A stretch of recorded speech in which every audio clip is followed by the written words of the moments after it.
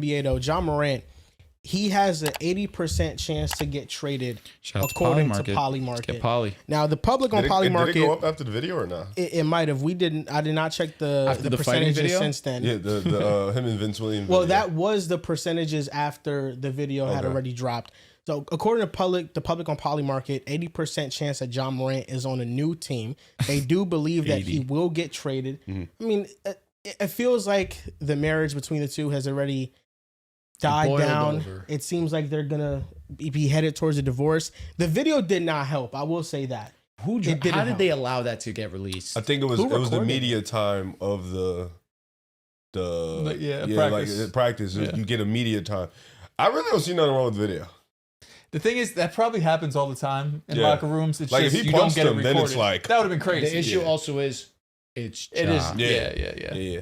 I feel like it was just two grown men going back and forth. I laughed at it. I mean, maybe that happens all the time, but It probably I don't does. know if it does. It just doesn't get leaked because typically, media is not recording that type of interaction. I mean, maybe in toxic team environments, your teammate is going up to the star player asking him to go to the back so you guys can fight. I don't know if that's common. I heard it wasn't even about basketball.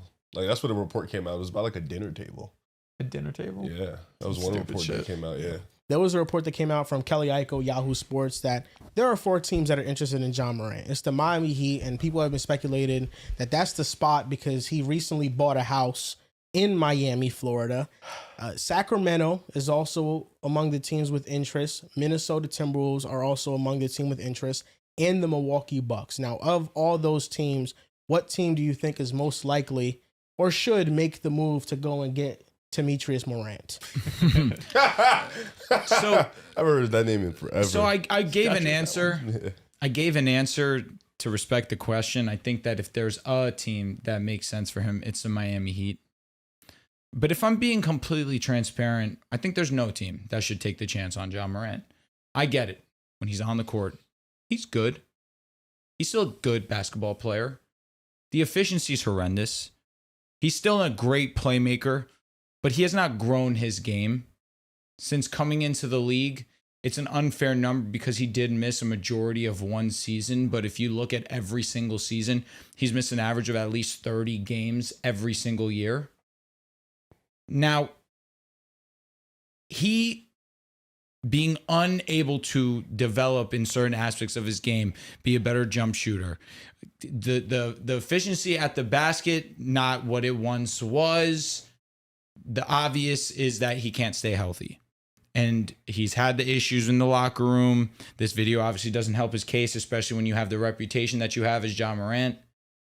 It's underwhelming considering where he was, where we held him as an all-NBA player, a guy who was the face of a franchise.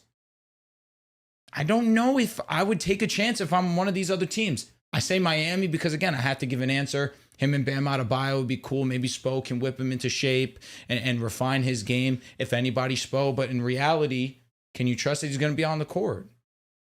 It's tough. I don't think Drew's that far off in terms of these teams you listed. Miami makes sense just because they're a team that is at least trying to compete right now. Minnesota is too, but Minnesota, they already have Ant. You know what I mean? Like, they already have Ant there. They already have their core and their nucleus that they have shown can get them to Western Conference Finals appearance. Yeah, you know, back to so back. I wouldn't really mess with that. You do have to find a point guard eventually, but Ja Morant, I don't think is the point guard that you need to find there. I wouldn't make that type of move. Miami makes more sense just because they're a team that they are trying to compete, right? They are trying to make the playoffs. They don't have these championship aspirations, but at least be a competitive playoff team. But then when you look at the packages, it's either Tyler Hero you'd be giving up or it's a Norman Powell package. And both of them, is it crazy to say, seems too expensive? Like, we just saw Trae Young get traded for Corey Kispert, you know what I mean? And it's like, I'm sure... And CJ McCollum, it's CJ like... McCollum's a hooper. Yeah, but like Norman Powell have to give up now, who's been playing great for Miami, and of course Tyler Hero, who is still young, and I think Miami looks at him as a potential star. And then how would Hero and Ja fit on the same team? So, like, in that sense, it makes sense just because you would get more talented, but at the expense of fit. Honestly, none of these teams I don't think should make a move. If any team should make a move, I think it's the Nets. I'm looking at this as the similar Trae Young situation where can you have a team that you don't really feel great about anyone being that guy, like that superstar player. So can you buy super low on someone that's really talented? I know they have a lot of young guys that they want to get touches, but so does Washington, right? And they could do something similar to Washington. Ja Morant, you could find an injury with him when you're just looking under his bed. But none of those 4 teams really make sense to me. Because, like, the Kings, for example, they should try to be losing. Like, I know they have all these vets, but, like, this team sucks. Like, why are you bringing in Ja Morant to win a few more games? Like, it should be a complete teardown. Can you say the same for the Nets, though? What? Can't you say the same for the Nets, though? Well, I think you can, but the Nets have nothing to tear down. You know what I'm saying? Like, they should be, the Kings should be getting rid of everybody. I think Ja Morant, I'm just looking at as someone whose value is super, super low. Brooklyn has really nothing to build around. I know that wasn't one of the teams you're listed, but those 4, like, it's hard for me to find a path for any of those 4 teams. Miami doesn't make sense if you just watch from a basketball perspective. Miami ran the same stuff Ja hated last year. So it just, the situation, is he going to go in there and complain about it? I don't know. From what I've been reading, the shit just doesn't make sense. Like, Ja Morant he's healthy. He was cleared to play. They sat him out. They're probably going to get traded. Grumpy. He's supposed to be grumpy, but he's on the bench cheering, excited, throwing up, the little gunshots every time they hit a 3. It seems like the situation is him in the front office. And I think it's deeper than the coaches. If I had to pick a place, what it sounds like to me is it sounds like Memphis. Like, I know we can sit here and marvel over Miami and talk about Spo and talk about Pat Riley. It's Memphis or nothing. We can sit here and we can marvel over Milwaukee. But if I'm Memphis, realistically, why would I trade him for Kyle Kuzma, Bobby Portis, and nothing? Why would I trade him for anything of what Brooklyn's going to give me, which is probably nothing? Why would I trade him for what was Miami, Rozier, and like what am I doing that for? I'm not gaining nothing from trading him. I'm not gaining nothing from sitting him down. Now, there is a world where he does get traded. I think the situation is bleak because Drew, you mentioned a lot of good things. Can't stay on the floor, hasn't gotten better. And he's just the attitude issue, like he hasn't grown up and matured. So it's like, what type of Ja are you going to just get this renewed Ja who comes in there, he's all excited, he's all happy, but then what happens if he then gets another attitude or if he then doesn't like what's going on? It's a tricky situation. I don't know if teams aren't interested, though, because when Trae Young news came out, only one team really was bought in. True. Ja news came out, 4 or 5 teams have been calling. Even Houston was peeking through the door. So there's definitely some interest around. It's just about what can you give them, what can you give Memphis, and what Memphis is willing to accept. I'm just more curious what they do with Jaren Jackson after, because you can't keep him. And where are you going to send Jaren? I think the situation in Memphis is super interesting. I've seen Milwaukee. I think Milwaukee would be funny, but him and Giannis, weird pairing. Giannis is not a good screener. Yeah. Is not really that type of player. Minnesota, him and Rudy could be kind of fire. Rudy fits kind of what Steven Adams used to do in the pick and roll scene, and Zach Edey and stuff like that's usually when he plays his best ball. But who would you have to give up? Like you mentioned, do you want to mess up that core? Sacramento, what are we doing? Rockets could get Ja for the low. I don't know if they can because they can't trade Fred. Yeah, and do you need another non-shooter? Why not? Because I think he's injured, and I think they're over the second apron. You're not allowed to trade injured players? I think more of just a second apron type thing. Okay. I think that's what it is. I could be wrong. I'm going to look it up. Yeah, somebody could definitely double check, but I remember they couldn't trade for James Harden because of the second apron. And I'm pretty sure Ja makes around the same money as James Harden. Houston would be cool, but Houston, they can't shoot. So like, and the spacing is already clunky there. Him, Şengün, and all of them don't really make sense. Yeah, Sacramento. What are you doing? Why are you even in these talks? I mean, Sacramento will be doing what they continue to do, though. Yeah. That's the case. Just Brooklyn, I tweeted it. I said, if you go to Brooklyn, I'm getting naked because that means he's right around the corner. Yeah. Cheap tickets. Yeah, cheap tickets for sure. But Brooklyn is like, bring him in, sure. But, is it going to hinder what you're doing for your future? I don't know. So, like, Ja's situation, I think, is trickier than Trae Young's because he's a little bit more difficult. They're like the same difficulty, but I think Trae just a little bit more healthy. I know he's been unhealthy this year, but Trae's a little bit more available than Ja Morant. So it's really a tricky situation. I do think he ends up staying there at the end of the year, but if he does go to Miami, I am curious to see how him and Spo and Pat Riley, how they could whip him into shape. I am interested to see what that package looks like because if it is Tyler Hero or Norman Powell, one of them do have to go. The Nets should be all in on rebuilding and just looking towards a draft. I think that they're going to end up trading away Michael Porter Jr. He's playing at an all-star level. And Oh, why they're gonna not trade him. Yeah, why not cash out on him? You know, he's playing amazing basketball right now. The Nets do have a history, though, of trading for point guards. Stephon Marbury, Jason Kidd, Darren Williams, D'Angelo Russell. I mean, all these guys that, you know, sometimes they get them for the low. I mean, D'Lo went there and he led them to the playoffs. That's what he did. You know, so D'Lo at that time, there was not a lot of buzz around him, and he was able to revive his career. So they do have a history of trading for point guards. I don't know if this is going to be the move for them. I think Miami makes the most sense, but it all comes down to how much do I got to give up to get Ja Morant? If it's not a lot, I'm all in on it. If it's not going to take away a major part of my team away, Tyler Hero, Norman Powell, Andrew Wiggins, I'm all for it.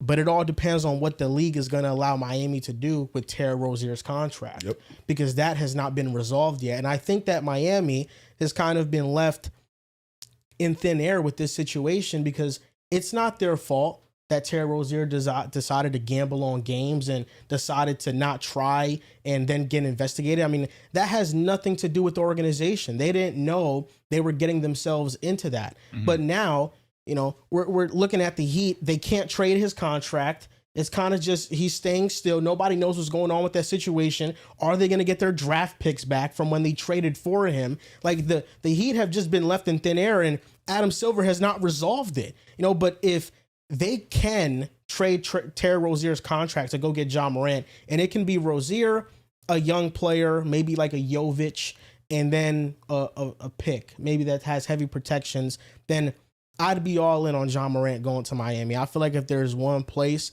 that he can revive his career and get motivated, we know that the lifestyle Miami is not the place to go do that, but Pat Riley and the coach that they've set is the place to go do that, then I'd be all for it. But like you mentioned, Memphis assistant coach last year, Lamont Roach, he is with the Heat right now. The offense they ran in Memphis, the one that Ja butted heads with, that's the offense they run in Miami. So are they going to run the same thing? Is Ja going to be disgruntled there?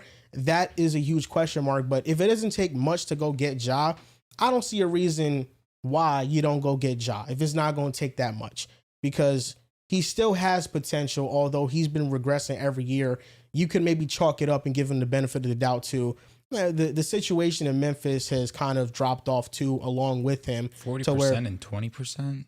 They're awful. They're awful numbers. And maybe this is the player he's going to be, but I think for a team like Miami, you risk it to bring in a talent like that. And I don't think that you're risking much if the centerpiece of the deal is basically a salary dump and like a future pick.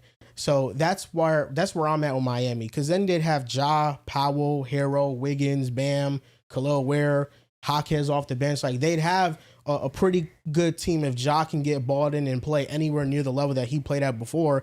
Then they become a team that maybe they can, you know, compete in the Eastern Conference that is just wide open right now. It sucks that Ja's injuries have derailed the athlete that he once was. The bounce that he once had made his game just incredible to watch. And I think that when you lose your athleticism and you rely so heavily on your athleticism, it kind of translates in some of the result of your game as you grow older, if you don't refine your skills. The fact that he was once averaging 28 points per game, and this was without being a great jump shooter, all you had to do was refine, get better in the margins, and you would have steadily been an all-NBA player, one of the league's best for a long, long time. The fact that he never was able to catch up with the game and at minimum just continue to refine, it's kind of why he's in the position that he's in, on top of his injuries and his body not being able to hold up. I'm dead ass not even asked for 2022. You just get back what you got back when the calendar flipped to January last year, and I think you're fine. Like, you're not getting 2022 back. He's just not the same player. He's 10 injuries removed from 2022. Yep. He missed the year. Missed damn near like 3 years. But if you can get back 24-9 or 24-8 last year, still has the same explosiveness, I think Miami's fine. It really just depends. It depends on the coaching staff and depends on what type of job's going to come into the building. Because that whole Memphis situation is really just the weirdest shit I've ever seen. Like, it's from the top, the front office to the coaches to the players. Then Desmond Bane's talking about he's spoken to the players. They miss Taylor Jenkins. So now it's like, so then who wanted Taylor Jenkins fired? Then the front office wanted him fired. But now John, the coach they have now, they're cool. He has a problem with Zach and them. It's like so much other shit. It's like at this point, I don't know how it can be repaired. No, they're pretty much I think Memphis and Ja pretty much in a tough situation. I mean, they play better without him on the court. They blew a lead today against Orlando, but they looked really good to start the game. Yeah, this is like their third blown lead. Cedric played well. Yeah, they just, I don't know. I don't know, bro. They're not good. Yeah, it's like their third blown lead in 3 games. So Ede's injured. They haven't seen Ty Jerome yet. Mm-hmm. Scottie Pippen Jr. hasn't played yet. It's pretty jarring what Desmond Bain said today. He said that he misses Taylor Jenkins. And he thought that, they didn't want him fired. He was great for Memphis. We were surprised when he got fired. He didn't play that long with their new coach, coach Isolo, but Desmond Bain making that type of statement, it felt like maybe the locker room wasn't all the way on board with how that was handled. And it felt like with Memphis towards the end there was just a disconnect between the front office and what they wanted and what Taylor Jenkins wanted on the court. And maybe that's the biggest dilemma in this all, that and why it feels like a mess. But